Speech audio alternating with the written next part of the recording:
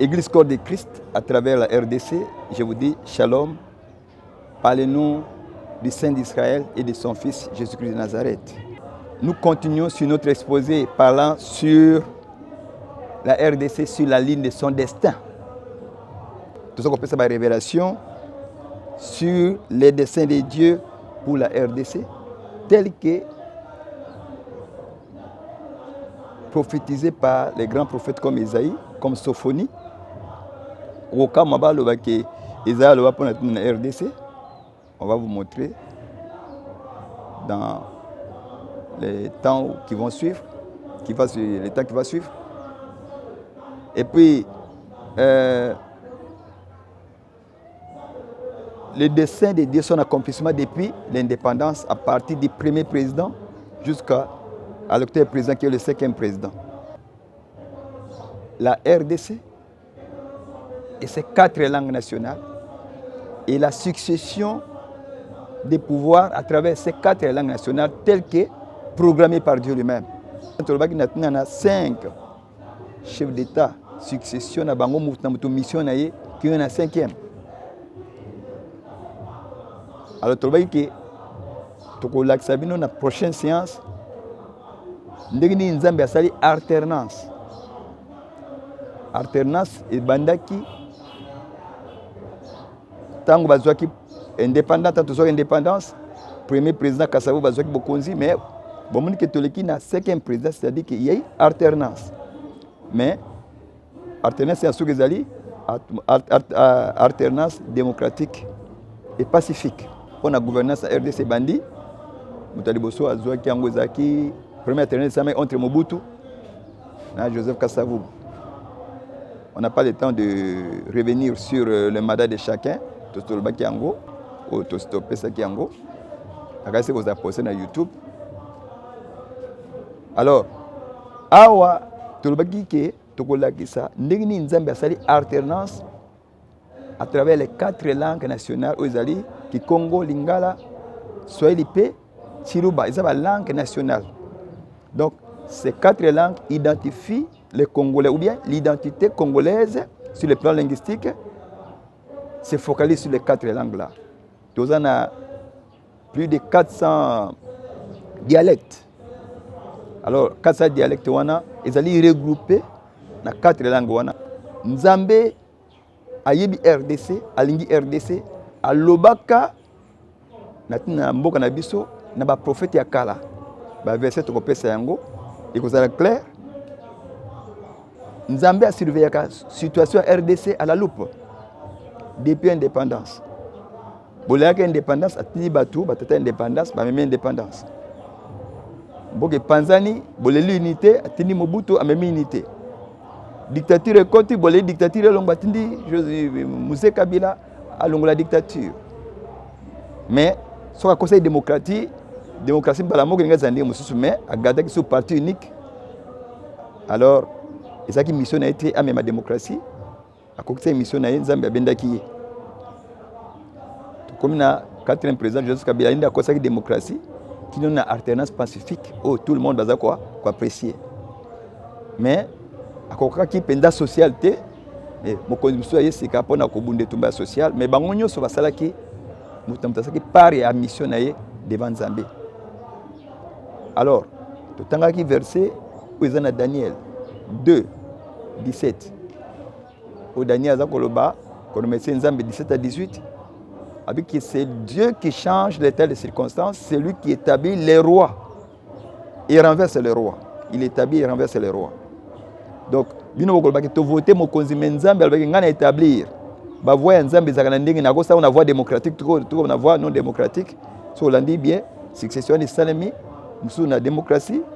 Le colo ya sukawa, nous non démocratique, mais nous avons un programme Nzambe. Mais, botala malam, Nzambe est juste.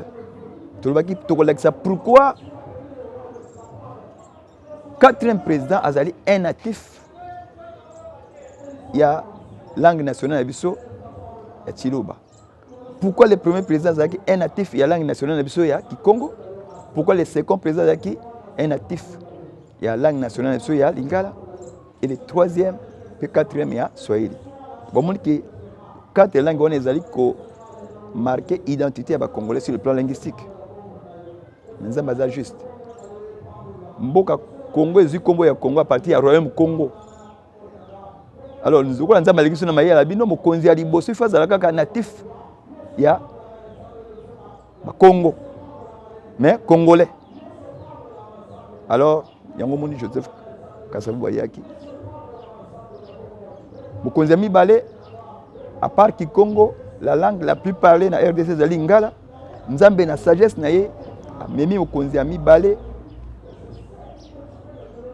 aloba aza natif ya langue ya Bangala. Alternance salamaki. Mais nzambe asala na balangue sikoyo ki Congo Lingala Mobutu. Après Lingala, la langue la plus parlée na RDC zali Swahili. Nzambe asali alternance ya bakonzi ya bokonzi ya direction mboka apesa ngo na Baswahili. Monaki Mzee Kabila na fils Joseph Kabila baza d'origine ya Swahili.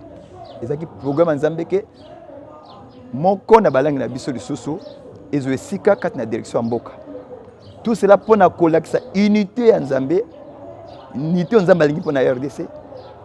Pe kolongola exclusion ya ba congolais to sala moko po ya zana programme monene pona biso. Dieu nous voit congolais qui tozali identifié na quatre langues.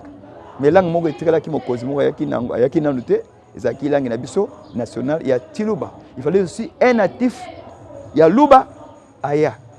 Donc ata to prévoir ki ngote mena programme nzambe ezaki ndengo wana. Abi bozali minoko minei bozali uni, bozali divisé te na boy exclusion esengeli pe na identité ya minoko na bino minei mwana mboka moko na moko na zoye na tie mokonzi. On l'exaki bozali divisé te. Bozali bino so ba congolais identifié na quatre langues nationales. Alors venir à ce qu'un présent ezali collecte message wana que nzambe maintenant vous êtes au complet. Pas de division parmi les Congolais. Tous les Congolais sont représentés à travers les quatre langues. Alternance et salami na bakonzi baza ba natif ya quatre langues na biso donc ce que tozali au complet. Soso liango ato zali na miso molimo te ndenge na ko expliquer ko comprendre yango. Sikoyo beaucoup remarqué que alternance tuzoloba et ça salama déjà c'est salama déjà mais salama qui dernièrement ils ont une voie démocratique et pacifique. Mais nzambe asala ki na ndenge na yeki salama na quatre langues.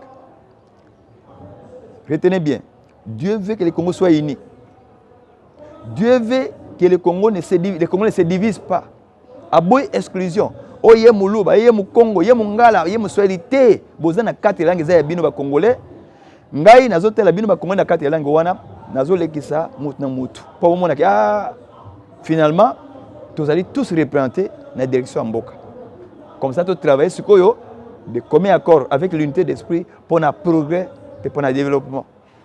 Nzamba lingaka unité d'esprit. Soit linga pambola bino. Voilà. Donc je crois que bato ba sala opposition ba kozomaye na likambo ba comprendre non nzambe ndem talingaki bongo to sala opposition ya bwanya ya ngulu te ya kozanga lumière te. Sera une position éclairée républicaine pour être ba konzinyo soyo bazali nzambe mutatie bango. C'est un programme naï. Azala pona ko mema lumière na mboka pour boso so likambo mala. Alors boko mona ke ba konzinyo so mitano wana mutazaki na défi à ko relever. Hein? Kasavubu baye ezaki défi à indépendance. Ko longola ba kolo ezaki facilité. Bitumba ezalaki wana. Basanganaki Lumumba et Kalonji consort basali liboke moko nde sege nde loko sali ba arracher indépendance wa. Alors président Kasavubu azwaki pouvoir. Donc défi na ezalaki kolongola colonie pour tokota na indépendance. Deuxième président Mobutu pazaki na défi na ye. Mboke Panzani ndenge boyebi ba rébellion partout. Azaki na défi à kozongisa unité. Au moins que chaque chef d'état na biso a Congo na défi na ye. Azongisa na unité, akomo la paix et unité. Kasavubu la paix et indépendance. Troisième chef de l'état, ezaki Musée. Tango Mobutu asali missionnaire devant Nzambe, a côté na katna folie à pouvoir, a côté na dictature. Quand la dictature, comme Koyembela quoi adorer presque, c'est pas bon. Alors, c'est comme une asuka, ya musana ye, mais kolongo la dictature ça facilité. Webi dictature pour longo za tout na ba fracas, so bolandi histoire ba mboka chaque fois ba longo dictature tout na ba fracas, yo moni bato bakufaki mingi na sima. Parce que tolongo la dictature, kolongo la dictature ça facilité. Et musée ne peut une ambition na kolongo la dictature na mboka. C'est aussi un défi. Écarter un dictateur. Musée a quand même des défis. Mais après tout, il y a la démocratie. Qui est la libération à RDC, mais il y a la démocratie. Il y a MRC et RCD. Il y a la clarté. Il y a la libération au Congo. AFDEL, mouvement de libération, MRC, mouvement de libération, RCD, et ainsi de suite. C'est que la démocratie. Rassemblement congolais pour la démocratie.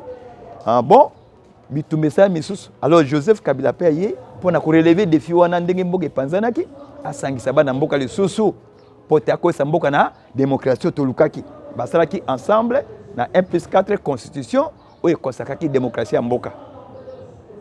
Voilà les défis que Joseph Kabila a relevé à cette constitution et ça consacrer démocratie na alternance malamoko avec la bénédiction de ses vice-présidents Zaki Bango. Alors, voilà pourquoi, moi je te parle, tu dis que démocratie est vendue, peso venda, et alternance démocratique est déjà consacrée dans la Constitution. Mais, Joseph Kabila a une mission. Mais, social et zéro comme social, paysan a défi. A relever des défis, c'est un peu de relever des défis social, ou pas comme qui nous basons là. Tous les indépendances, tous les unités nationalité. Tous les la dictature à Mobutu té. Tous les la élection de société démocratique de c'est salami. Mais tout comme les social. Donc président pays a 5e président y a défi spécialement et spécifiquement il y a relevé social puis comme au fond la développement. Bande ko ba opposant bo mitungisate.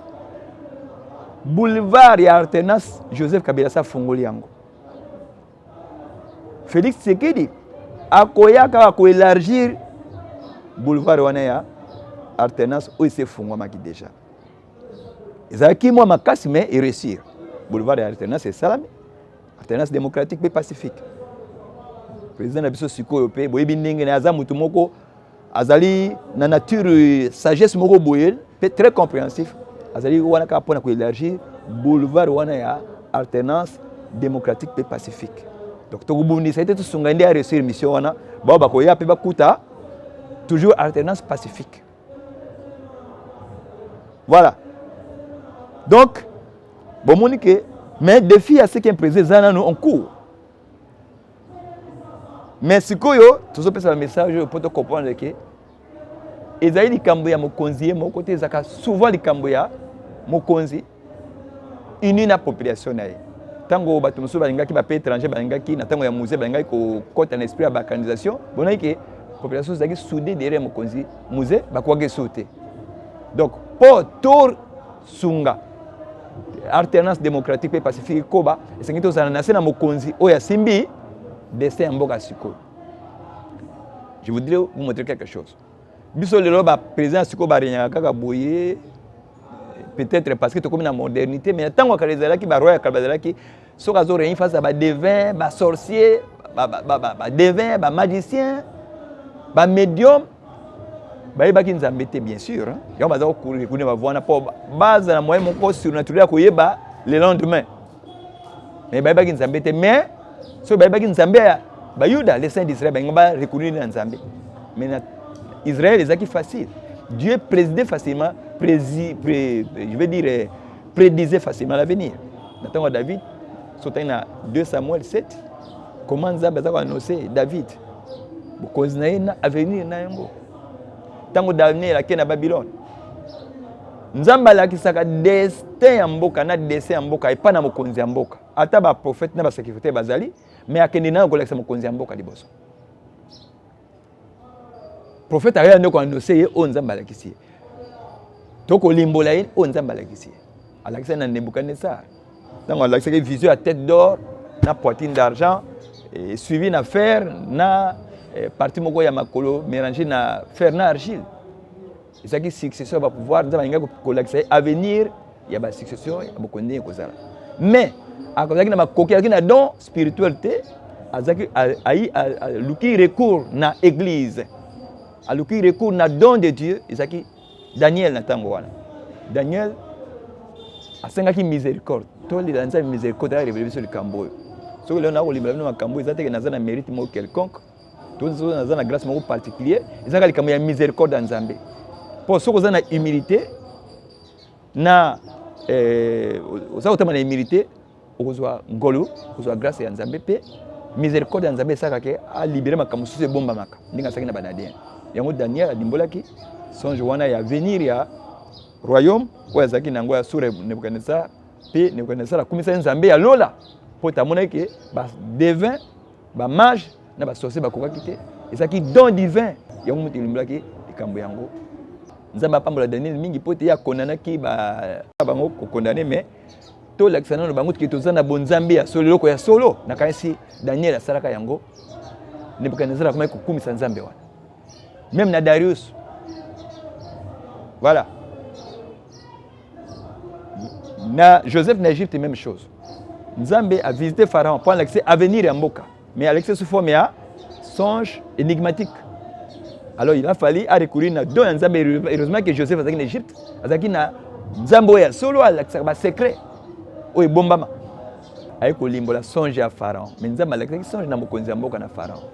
Destin Mboka ezaka na maboko ya mokonzi.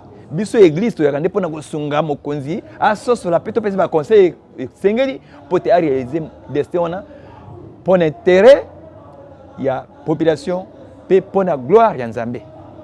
C'est ça la place de l'église.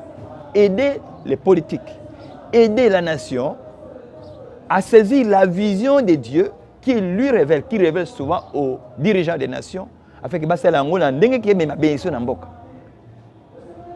C'est pourquoi, vu que biso église ça fait une mission pour na kosunga l'état, pour na kosunga gouvernement, na exemple ko kwa ndenge bande ko na biso ya kala basalaki, na ta on a bango na zali ko profiter ko saisir na opportunité pour na ko pesa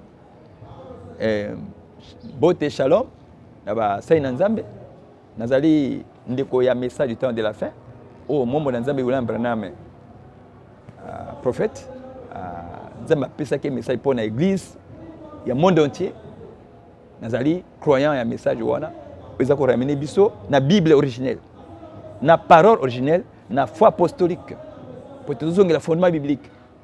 Alors yango ina profiter na pesa basa na Nzambe ba ko travailler na biso elongo kana même message ba ancien na biso baruti kasongo shalom Kalumbu Kiseka shalom bien-aimé Dio Richard, Vividi la Mona Manyanga et bien d'autres. Vous avez belé. N'appelez nous shalom. N'appelez ce shalom. Pour William Branham avec un esprit, il y a que 500 ans dans avec un esprit au cabolaté. Abi, nous ne sommes pas tellement divisés. Atei, discernement de l'esprit. Abi, nous sommes tous ensemble, les membres du corps de Christ, les pentecôtistes, tout. Même les catholiques. Abi, ceux qui croient sur Jésus-Christ, ou tiers foi sur Christ. Que si dénomination na yo, alors vous allez frères en Christ. Nous ne sommes pas tellement divisés, nous sommes tous ensemble les membres du corps de Christ. Voilà. Yango nous avons profité pour nous passer par l'église à réveil. Et surtout, en particulier, mon Nzambe, le grand évangéliste Kabundu Walesa. Na sepela mingi na façon na ye pe na humilité na ye. Pe na ba sa na nzembe musu ba ozana bazana même voie humilité. Na pesi minuto, biso shalom.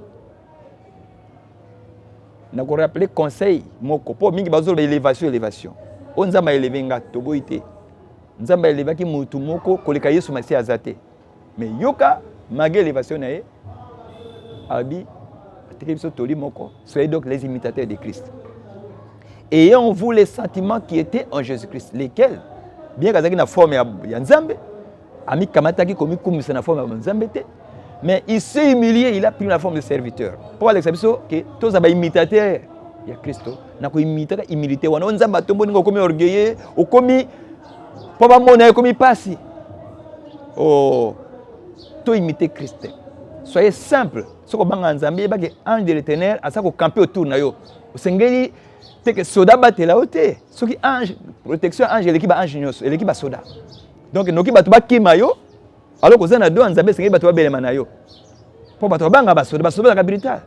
Mais ce qui ange de l'Éternel ça pembe na yo sécurité na l'équipe, la sécurité so go pesa yo et que ça que bato ba ko bénéficier na grâce au nzambe pesi yo. Donc côté ya barrière te, ya méthode o ezai ya bonzambe te. Donc, tout est humble, un peu simple. Na ko imitaka Yesu Masia ozanda kisapona biso. Voilà. Na pesi na beaucoup c'est succession. To programme nzambe. Pour la succession alternance. Ya ba konzi mboka. Bo bazali ba natif ya 4 langues nationales congolaises, ils ont incarné identité ba congolais. Nakolo baki naza Muswahili, naza Mungala, naza Mukongo, naza Muluba. Ngala naza Mungala bien sûr, mais nakolo baki naza Muluba, on t'a que naza Muluba. Naza Muswahili. Naza libre koloba yango pour na komi identifier na ba 4 langues na ngai. Pour na ko garder esprit d'unité. Même na Bible baki ni ya ni juif ni grec. Bongo koleka boyi na biso ba congolais, oza ba langue na biso moko. Donc to la bomoko. Voilà. Donc na l'axi pe ba défi au chaque président ou chaque chef d'État parmi les 5 azaki nango pour nous relever. Mais des défis associés à ça makasi pour être mboka na Congo très riche mais très convoité na batu ya kati tout comme batu libanda mais ba oselande mabe. Bole ba ko so mais pas na biso bazo ko dribbler biso ba yibaka ko yibaka kende na biso zo ka muke make na mingi. Bana mboka tanga azui bozui akamati so bozui azui akofungula la côte na poto kuna. So azui mbongo ba dollar tini na poto kuna. Siko oza ko vider économie ya mboka na yo. Ba fuite de capitaux, tout ça ba capitaux pour notre économie.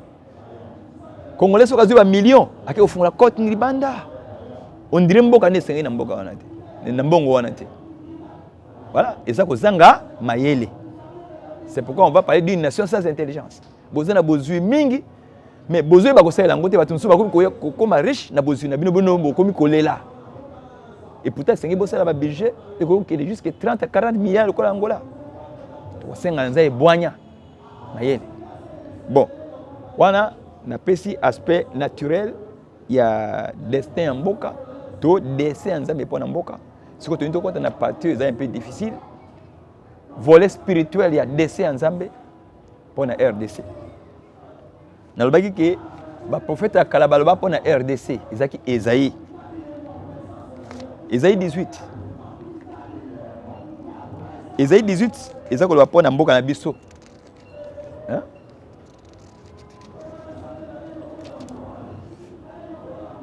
La version Louis II, ils allaient copier ça un peu, terme un peu clair. Terre où retentit les cliquetis des armes au-delà des fleuves de l'Éthiopie.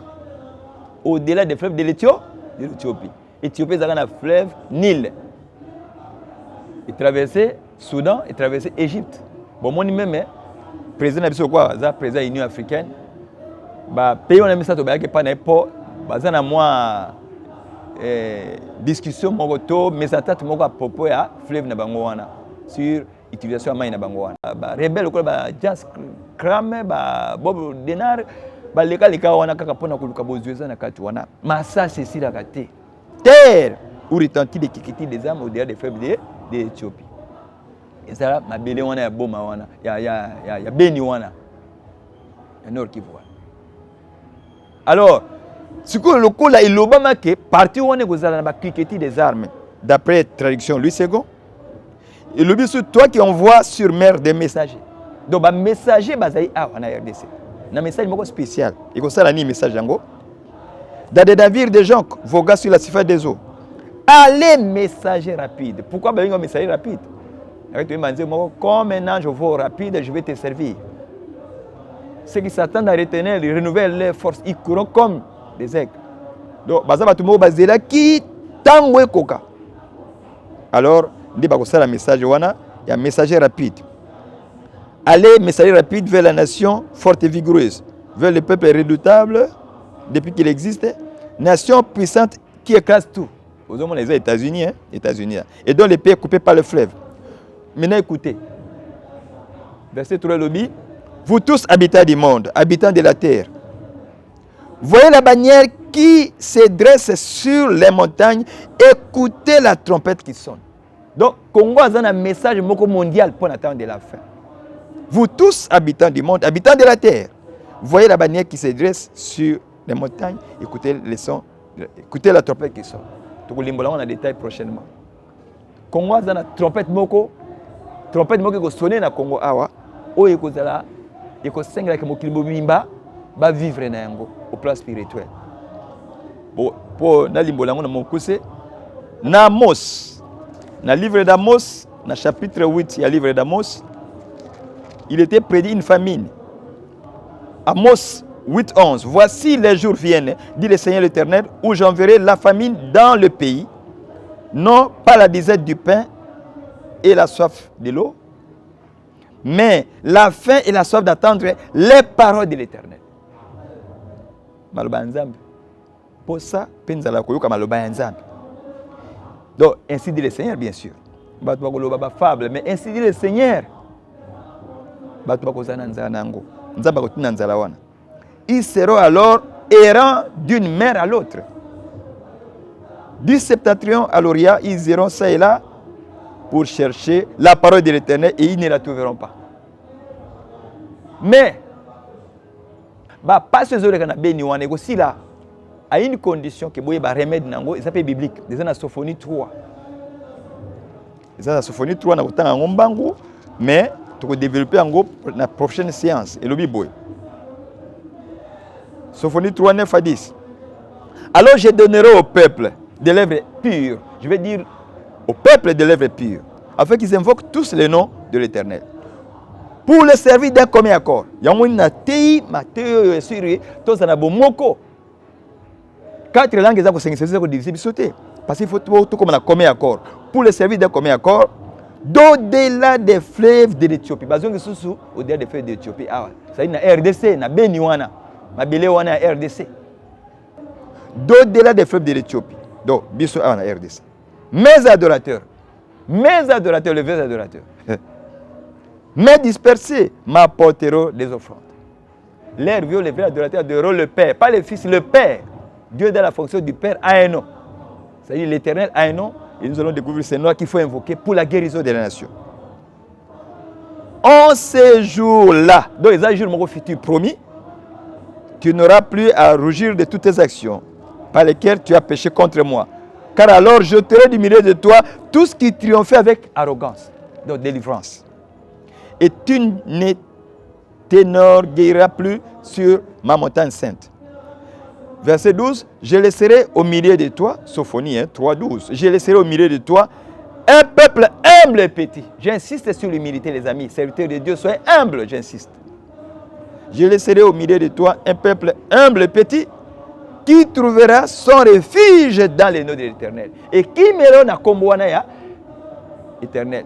Éternel, comme les Zaka Yesu Masia te, Yesu Masia Zaka moi éternel. Mais comme il y a père naïe. Oh, bagina Jean chapitre 16, verset 22 à 28.